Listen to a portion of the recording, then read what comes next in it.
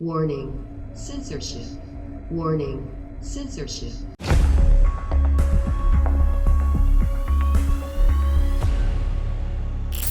Tarl Warwick is a popular YouTuber and author who has amassed 500,000 subscribers on YouTube for his honest and analytical takes on politics, culture, and religions. Warwick, aka StyxHexenHammer666, is no stranger to debate and goes up against some of the biggest names out there. His latest book, Critical Race Theory Debunked, has already reached #1 new release status on Amazon. Today's episode is sponsored by Elevate Farms. Elevate Farms is a technology and IP-based indoor farm that produces traditional, farm-grown equivalent products at wholesale market price with a global footprint. Go to elevate.farm for more information. Tarl, thanks for joining me. How have you been? I've been well, and I hope that you're well too. Oh, thank you very much. I want to jump right into your book. It's on critical race theory, a hot topic, obviously. What compelled you to write a book about this? Was there one person or thing that made you put a pen to the paper on this topic? Well, I had made a video debunking critical race theory based on the 5 basic premises that were put forth by its academic proponents, and I saw it on a Vox article, so I took it from a left-leaning site, actually. And what I figured is a lot of times there's nothing that's really short for people to digest, and not everyone has the time to read 400 or 500 pages. So I figured that I would make a fairly short booklet that in a concise manner just goes through the claims of critical race theory's own academic proponents, debunks them, and then adds a little bit on to the end. And it's more concise for readers that they may be on the go and they don't really have, more than maybe a few minutes at a time actually to read. Yeah, I mean, obviously this reflects with the reader because it's gone so quickly up to #1. And I noticed that a lot of your books they're pretty low price. Is that because they're all fairly short? Is that why? No, I hold the price down artificially because another thing that I understood years ago when I started editing books, this is one that I wrote, but many of them I've edited, is that initially on Amazon years ago, I ran into this problem where everything was either prohibitively expensive. It was a $40, $50 hardcover, which as a poor kid at the time, what was, out of my price range, unless it was something really interesting, including for short works, or it was low priced, but it wasn't in a proper modern format. And so what I set out years ago to do is simply to format things properly, edit them line by line, get rid of all of the mistakes, get rid of all the spelling errors, because people had been uploading primitive PDF file scans from sometimes 10, 15 years ago with their interior files. And the problem is that those original manuscripts had all of the original mistakes and problems. Some of them even had like writing in the margins and things like that. And I couldn't imagine why anyone would buy them. That's definitely a good idea. Now, I've been talking to people a lot about CRT, as it's called lately. And there's so much obfuscation on this topic, and I want to get your opinion on this. Joy Reid, for example, she had on the woman who says she coined the term. They try to completely separate it from Marxism and intersectionality. Do you find that to be what they're doing these days? Yeah, they're trying that definitely. The problem for them is that critical race theory's own academic proponents, in their 4th premise, openly admit to not only Marxist but third-wave feminist influence. Now, they don't see a problem with that, I mean in the academic sense, because they think that Marxism is okay or even a good thing. The problem is that a lot of people that are pushing critical race theory aren't even aware of this. If they really believe that Marxism is fine, whatever, that's their opinion, but they should be aware of the fact that that's actually an influence on critical race theory. And the problem is that a lot of the corporate media sites, CNN, MSNBC, even the Vox article, largely don't admit to that actual Marxism. One of the problems that I identified in my own little booklet on the subject is really just the fact that people, they're not even meaning to be disingenuous. They simply don't know. Nobody has told them that Marxism is explicitly part of it. And I've noticed, and we can talk about this maybe a little bit, is actually that if you take critical race theory and you look at it in the broader sense, really it's Marxism in the pure sense. The only difference is that class theory has been replaced with racial theory. So instead of poor versus the bourgeois or poor versus the rich or whatever, the Kulak class that gets purged, it's really about different racial groups or ethnic groups, as it may be. So do you think they're just, muddying the waters to try to use that as a method to push it as far as they can push it? Or is there some other end goal here? I think that the proponents of it at the top definitely are trying to muddy the waters. I think that the 99% of people that would actually support critical race theory are simply, they're not informed about it. They don't know exactly what they're promoting, specifically because all of the trusted sources, like we would have on YouTube or whatever, all of the authoritative sources are telling them, no, no, no, it's barely even leftism. It's certainly not socialism or communism or anything like that. No, no, no, no. They're just paranoid. I've been called literally for calling out critical race theory paranoid and far-right extremist and things like that, for suggesting that there's Marxist influence into it, even though it's openly admitted by its academic proponents. Some of the legal scholars that were involved in shaping what critical race theory in the unified theory sense actually meant are self-proclaimedly influenced by Marxism. They don't hide it. They just don't see the problem with it. And I think that the real big problem is the disconnect between the academic, like the ivory tower people that go into critical race theory, and the vast majority of people that are proposing it, who will go out of their way to vehemently deny the fact that there's any leftism involved there beyond the mundane armchair liberal. For sure, and I see it a lot from Joy Reid, that Mark Lamont Hill guy. They really want to say, oh, you haven't read the academic papers, you haven't talked to the woman who coined the term, even though herself is also sees herself as the creator of intersectionality. So I think what they're trying to do is, like, what along the lines of what you said, is get it out to as many people as possible. And the damage has already been done once they start indoctrinating people with it. And if they have to learn that it's about communism down the line, well, then they're already going to be like, oh, well, it's got good points. It's just about equality and equity. I'm sure that goes along with it. Now, you've been a YouTuber for a long time, I've noticed. You're grinding it out for like at least a decade from what I can see. Have your opinions changed over the years, and how much of that has been affected by different people's comments or criticisms? Yeah, I've changed over the years. Initially, when I first got onto YouTube, it was literally just as a joke, because back in 2007, when I first arrived on YouTube, nobody was going to make a living being a YouTuber or anything like that. It was just uploading cat videos or something like that. I didn't even cover politics. At first, it was mainly spiritual issues, some philosophy. I got into psychedelia and the drug war and things related to it. And that was sort of the launching point into politics. And people can go and look this up if they want to. If you sort my videos for the oldest first, you will quite clearly see I was essentially a leftist many years ago. But then the left sold out. Obama sold out. Liberals in general sold out. My views didn't honestly change. It's just that the groups that were representing those views have morphed over time. I fit in by 2012 more with the Ron Paul revolution than I had with the anti-war left not even a half a decade prior. I found that sad, and they're selling out as completed at this point, because now they're literally supporting political witch hunts and opposing the rights of the accused. We see this with the January 6th hearings going on, I think possibly even live as we're speaking now. It's the most insane thing I've ever seen. I haven't seen anything like this since just after 9/11, when the government was trying to justify rummaging through people's trash to find out whether they were patriotic or not.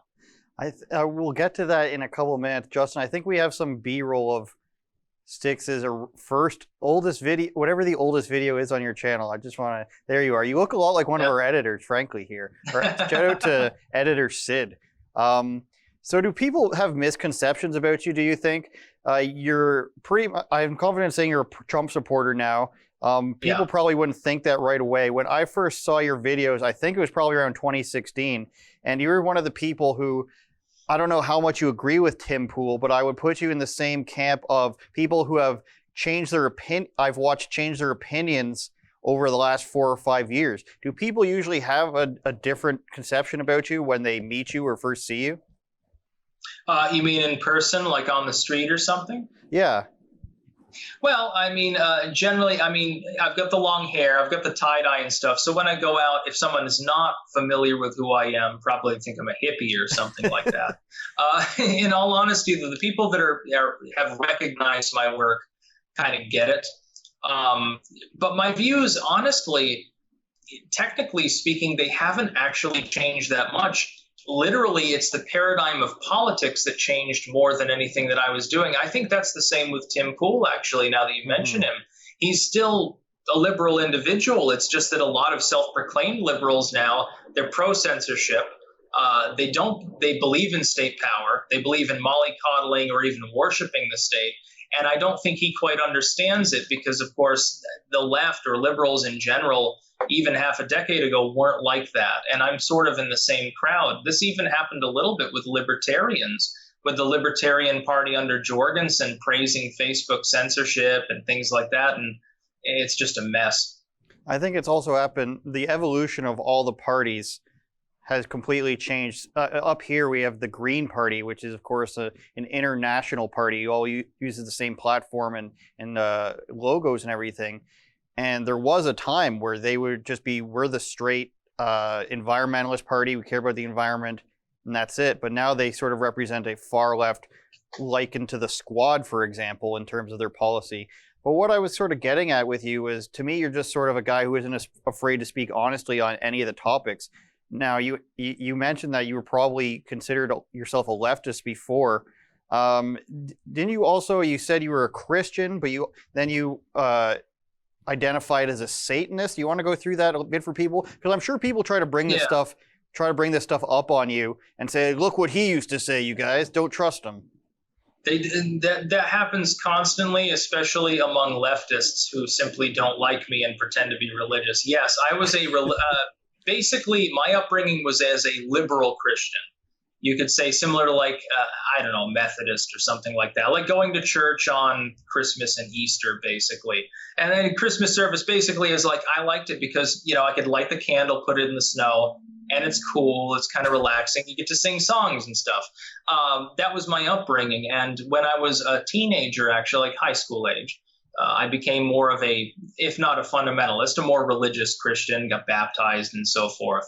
But what I realized, and a lot of people would chalk it up to Marxist indoctrination in college, but it was actually before that, I stopped believing in that. I started reading more about not just science, because science doesn't necessarily not mesh with Christianity in many ways, but the occult. I thought about my own spiritual experiences. And for a while, I was in sort of atheism. I had lost my faith, so to speak, but I didn't like the vacuous nature of straight line atheism. And so Satanism, in the sense that I followed it, was literally just atheism, but with rituals. It's basically a mockery of Catholicism more than anything. If you've read Anton LaVey's Satanic Bible, it's fairly straightforward. And there is actually a proto-libertarian methodology behind it by design.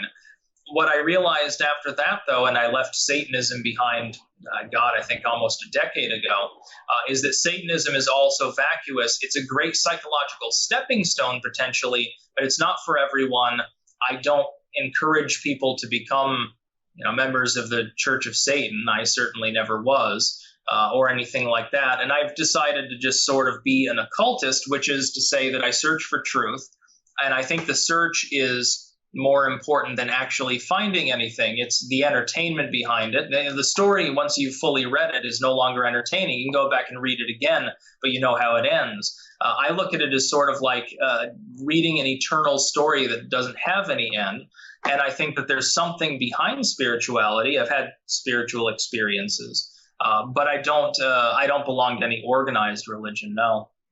Yeah, I think when I read some of the criticisms of you, I don't think people realize that there is, a 12 or 15-minute video about what you just said where you talk about all this. It's not just you're blowing with the wind here. You've put a lot of time and effort, and like you mentioned, you've been doing these videos for a long time. You put a lot of thought into all of these topics that you're talking about. Maybe not so much the cat videos in 2007, but maybe you got updated cat videos. I shouldn't say that. Well, I mean, that becomes the problem, which is when you've made videos for, as I have, 12 years now, the problem is that you would have to go back in order to prove someone wrong about your views or about the evolution of your views. You have to manually go back through thousands and thousands of videos. It would be impossible in order to link them, in order to show one person that they're wrong. And at some point, it just is too time consuming to do that.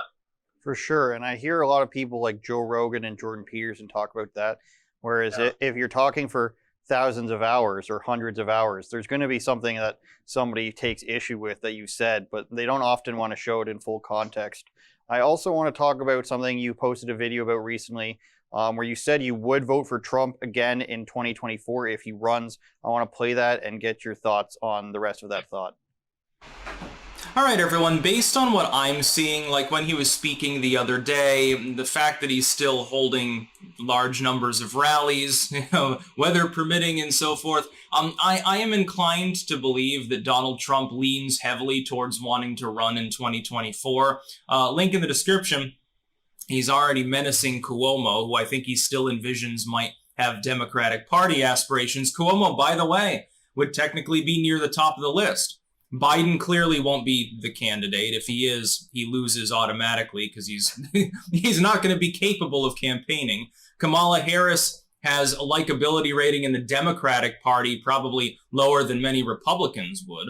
And Cuomo is a sleazebag, but somehow he's managed to get away with killing 15,000 people, writing a best-selling book about it, and calling himself the COVID king, while also having like a dozen Me Too accusations against him. Somehow his career has been assured. He's another Teflon Don. He's sort of like Clinton-esque.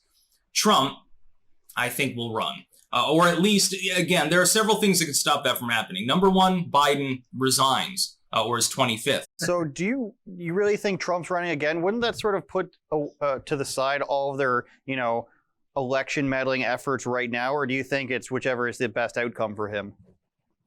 I think that Trump is inclined to run, not least of which the reason would be for his ego. As I said, and this isn't a bad thing. I don't mean that in the sense of, his ego and in a negative sense.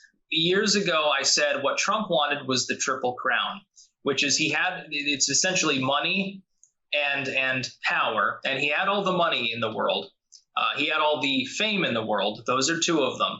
He wanted power. And when you're Trump, when you've got billions of dollars, you've been, you're the host of The Apprentice, you've done the pageantry, you've done wrestling, you've done Stern, you've done literally everything under the sun for decades and decades. The only thing that would suffice would be the presidency. I think he leaned towards trying to become the governor of New York initially and realized it was beneath him. He wanted to be the president. There's only one thing left in his entire life that he can possibly do, which is to become a two-term president. That is the pinnacle. It is the only mountain left to climb. I think he'll run. I will vote for him if he does. I think he'll probably win if he does, because I see the Republicans finally have their balls back, which Trump gave back to them after 2 decades of not having them.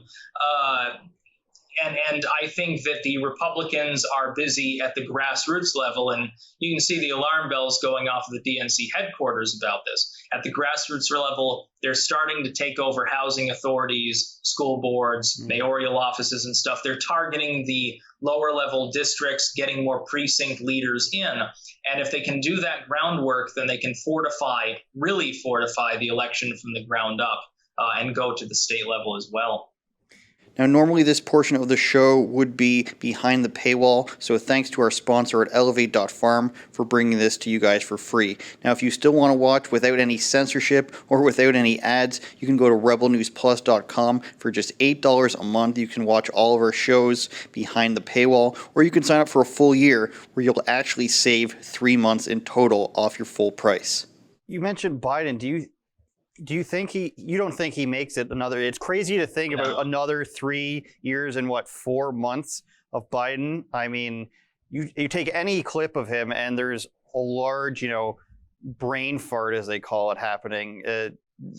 You don't think he's going to make it, do you? Not living, but you don't think he's going to have the capacity to run again? I think it's possible. I mean, you can't completely write him off. There are some people that are in their 80s that are still with it and so forth. It's just that Biden is not even 80 and he's not with it. They could probably prop him up. They prop up his half vegetative body and make it animatronic or something like that. But I think there's a less than 50-50 chance that he makes it there without having a major health crisis, getting 25th, or being forced to resign. Problem for the Democrats is then they're left with a technical non-incumbent who was never elected, who has considerably lower likability than Biden, and who can't debate. Can you imagine Kamala Harris debating Joe Biden? I mean, Donald Trump? It'd be hilarious. Just nothing but uncomfortable laughter is what she goes through, I think. What do you think are actual voting issues for Democrat voters? I don't see anything other than, you know, Rainbow Coalition, identity politics being any. Was there any? Were there any voting issues in 2020? What are they going to run on in 2024? Do you think? Well, the Dems are going to focus on COVID, I think, more than anything else, and you see this with the January 6th insurrection claims. I use that term, of course, sarcastically. They're trying to draw that out because what they want to do is cast Trump and the populace off. They were trying to commit treason. We defeated them, and they tried to take over, and we stopped them because we're heroes. We're the Rebel Alliance. And by the way, evil orange man Drumpfler bad did a bad job with COVID, and Biden did better. The latter is not going well for them, though, because of the Delta variant. You've got new cases coming up, which isn't going to stop because none of the methods seem to do anything about it and haven't for more than a year. And Biden's going to eventually take flack for that. Even the legacy media is actually warming to the idea of his approval cratering. And as soon as they start reporting on that, which I'll be making a video fairly soon actually on the subject, a few of them have, it's basically over for Biden's party mentality, which is basically he expects to have limitless support, I think. The problem with Joe Biden is that he's surrounded by people that are sheltering him. They're not telling him the truth, which is, hey, your approval has fallen. Well, your disapproval has risen almost 10 points in the last 6 months. Maybe we should change what we're doing. But nobody's willing to tell him that. They even had tales about him from back in the primaries that he sort of lorded over things and he was very indecisive. That is, he wanted to make his own decisions. It was very forceful about it, but at the same time, he was always biting his nails, thinking, well, maybe I should do A, maybe I should do B, and it would be gridlock. And that seemed to be a problem during the primaries. Even when he had, other opponents against him, he was having problems in charting the actual destination of the ship of state that he wanted to pilot. And it seems like indecisiveness might finally be his downfall. Pilot the ship of state. That sounds like a t-shirt, Styx, that you might want to sell. Other than Biden, though, you've got Harris, who you mentioned wasn't voted in. She didn't make it through the primaries. And then there's AOC, who's not around as much lately. I don't think she has national appeal. They don't really have it. Pardon me? She won't run. Yeah, of course. The Dems, they don't really have any popular faces. And it seems like the people that they push out now with this, the January 6th committee or hearing or whatever they're calling it, it's just the same guys that are willing to say anything. I'm talking about the Eric Swalwells, Adam Schiff, that Hirono lady, the Hawaii representative, I think. And you're talking about the hearing they were having, and I saw this earlier before we came on here, and it's them literally trying to cry. And I want to show you this so I can get your reaction to it. Go ahead, Justin. Only chooses. Thank you, Mr. Chairman, and thank you to my colleagues on the committee. Thank you to our witnesses. I never expected a day to be quite as emotional for me as it has been. I've talked to a number of you and gotten to know you. I think it's important to tell you right now, though, you guys may individually feel a little broken. You guys all talk about the effects you have to deal with, and you talk about the impact of that day. But you guys won. Better the next time, God help us. And if we're so driven by bigotry and hate that we attack our fellow citizens as traitors, if they're born in another country or they don't look like us,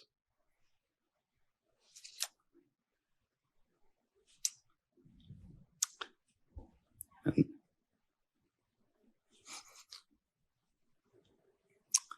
God help us. But I have faith because of folks like you. And Adam, I didn't expect this would be quite so emotional either, but it must be an Adam thing today. But I'm so grateful to all of you. With that, Mr. Chairman, I yield back.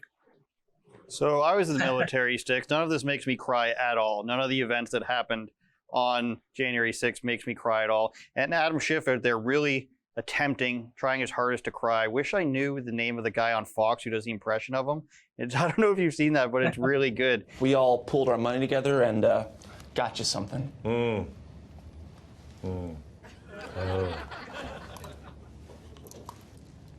It's beautiful. What do you think this theater is all about? Because to me, they're sitting there saying, how dare we treat people as the other and political opponents as non-citizens or whatever he just said. But I feel like the end goal of all this stuff is to otherize Trump supporters and possibly turn it into a situation where we demonize them based on their belief system so that it becomes illegal. I don't know. What do you think is the end goal of all this? Yeah, well, that's been ongoing for half a decade now, and it's been partially successful, but there's a huge pushback against it. I just like the fact that Adam Schiff was attempting to show emotion. So, I liked his attempt to appear human. It's like watching Mark Zuckerberg try to get teared up watching Benjamin Button or something like that. I was human once. I am human, yes. Yeah, no, I think definitely, though, this is part of a push for censorship and everything. Like it's sort of like after 9/11. Essentially what it is these morons are trying to take an event that a lot of people have an emotional interest in. They blow it out of all proportion, make it seem 1,000 times scarier than it was, because this was a fiery but mostly peaceful protest. CNN told me that, about Wendy's burning months before. They're trying to take that and use it as a justification to pass what Biden perceives of, and the Democrats at large, is a panacea, which is mass spending, aka higher inflation, more taxes. They've already weaponized the DOJ. They raided Rudy Giuliani, America's mayor. Just saying. Mm-hmm. They've been weaponizing. They were trying to actually partner with private firms to look into people as well. Now we have the ADL partnering with PayPal, and we have the big tech giants working hand in hand with the government to establish a key database, basically of dissidents and wrong thinkers. All of these things go hand in hand. None of these things can be justified unless people are afraid. Much like we could only invade Afghanistan or Iraq because people were terrified. Well, this is essentially the war of terror. It's not a war on terror at this point. Only this time, instead of being predominantly foreign, it's predominantly domestic. They've gone even one further. Instead of this being W saying those people over there need to be invaded because they're a threat to us, now it's these people in our own country, in your own neighborhoods are a threat. Rat out your neighbors, keep tabs on them, don't trust your neighbors. Lord help us if we should have some social cohesion in the country, because people might trade amongst themselves and exempt themselves from the globalist economy. That's basically what it is. I think people never thought it would get to the point where certain businesses and companies were, cutting people off because of their ideology. I mean, PayPal deplatformed us based on absolutely zero things. They didn't give a reason. They didn't point to anything. They just cut us off one day. And I know Patreon did that with people as well. They had reasons that weren't to do with their platform. But I think people didn't think that would be coming. How far away do you think we are from, ideologies being illegal?